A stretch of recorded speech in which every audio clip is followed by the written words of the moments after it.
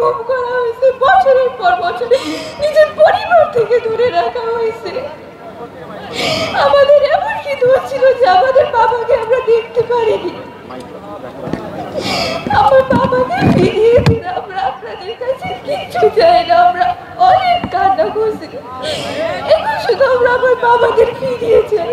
2 তারিখে আমার বাবাকে গুম করা হয়, আজ পর্যন্ত তার কোনো খোঁজ পাওয়া যায়নি। আমরা ছোট থেকে বড় হয়ে গেছি বাবার আদর ছাড়া। বাবা হাতটা পর্যন্ত ধরতে পারিনি। তখন আমরা একটু ছিলাম, তখন এখানে আসতাম। আজকে আমরা এখানে দাঁড়িয়ে বক্তব্য দিচ্ছি। পরীক্ষা শেষে সবাই সবার বাবার সাথে খুঁজতে চাইছি, আমার বাবার ছবি ধরে বাবাকে খুঁজতে আসছি। আমার বাবার দোষটা কি ছিল যে আমার বাবাকে এভাবে গুম করা হয়েছে, বছরের পর বছর নিজের পরিবার থেকে দূরে রাখা হয়েছে? আমাদের এমন কি দোষ ছিল যে আমাদের বাবাকে আমরা দেখতে পারিনি? আমার বাবাকে ফিরিয়ে দিন, আমরা আপনাদের কাছে কিচ্ছু চাই না। আমরা অনেক কান্না করছি, এখন শুধু আমরা আমার বাবাকে ফিরিয়ে চাই।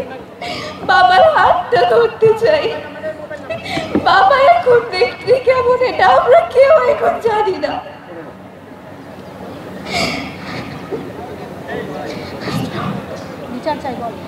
আমি আমার বাবা কেন গুম করা হয়েছে এটার বিচার চাই সবার থেকে।